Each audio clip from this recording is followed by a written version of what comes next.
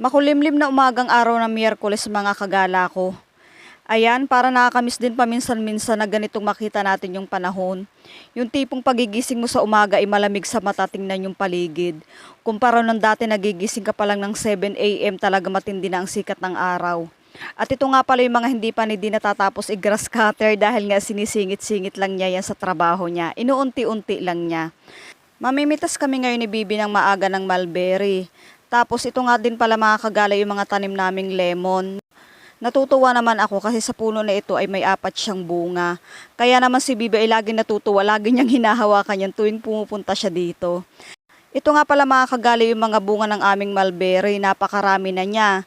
Ilang araw na yan ni Bibing tinitrip na gustong pitasin, kaya nga lang wala akong pagkakataon para samahan siya ditong mamitas. Kaya sabi ko ngayong araw na lang. Nakakatuwa nga mga kagala ang bunga niyo, napakarami. Sabi ko kukunin na namin ni Bibi, total paborito ito ni Bibi.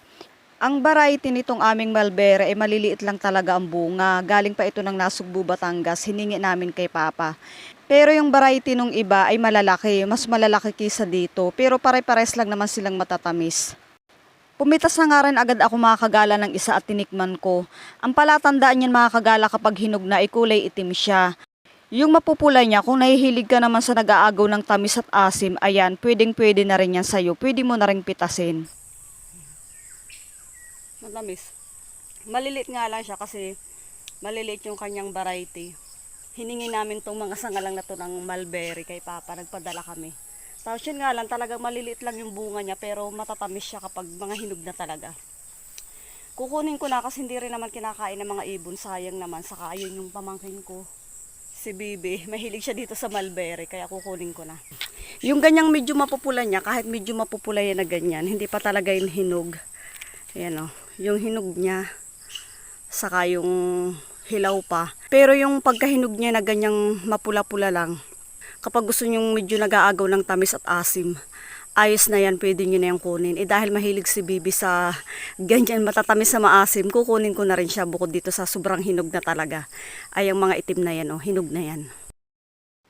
Itinuloy-tuloy na nga rin namin ni Bibi ang pamimitas ng mulberry. Natatawa nga ako sa kanya kasi talagang hindi siya makapaghintay sa loob ng bahay. Sabi ko kasi sa kanya, doon na lang siya sa loob ng bahay, kaya lang ayaw niya talaga. Tutulong daw siya at siya daw tagahawak ng lagayan. Style mo naman Bibi, kung hindi ko pa naman alam, kunyari maghahawa ka tapos gusto mo lang agad tumikim. Pinababayaan ko naman siya mga kagala kung siya ititikim-tikim kahit hindi pa nahuhugasan kasi hindi naman siya ganung madumi. Saka pa isa-isa lang naman ang titikman niya, hindi ko naman lahat ipapakain sa kanyang hindi pa hinuhugasan. Kumbaga yung excited niya ay pinagbibigyan ko lang kaya hinahayaan ko na. Kapag nandito kasi siya mga kagala, kapag gustong-gusto niyang manguha nito ay pinababayaan ko kasi wala naman talagang ibang kumakain. Minsan kapag wala siya dito, hinahayaan ko na lang kainin ng mga ibon kasi para mabusog din naman sila kasi hindi ko naman ganong hilig.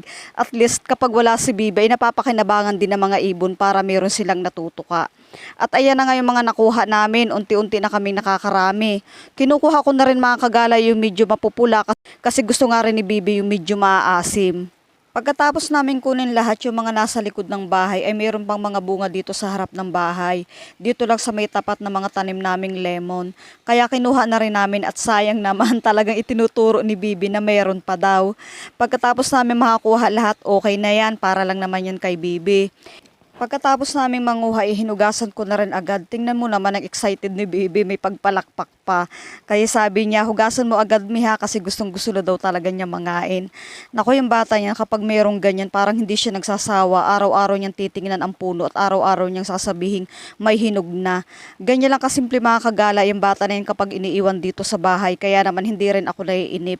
Kahit paano ay may kasama rin ako at may nakakausap. Saka hindi naman siya mapaghanap na bata kung anong pagkain yung nandyan. Maalam siya mag-appreciate ng mga ibinibigay sa kanya. Kaya naman kapag wala siya dito minsan at hindi iniiwan ng kanyang mama, naninibago rin ako. O ayan mga kagala, ini-enjoy na lang namin ang pagkain ng aming mulberry at para habang bata pa rin siya, marami din kami mga memories na magkasama. O paano mga kagala, hanggang dito na lang ang aking kwento. Maraming salamat sa inyong panonood. Ingat kayo palagi. See you on my next vlog. Bye!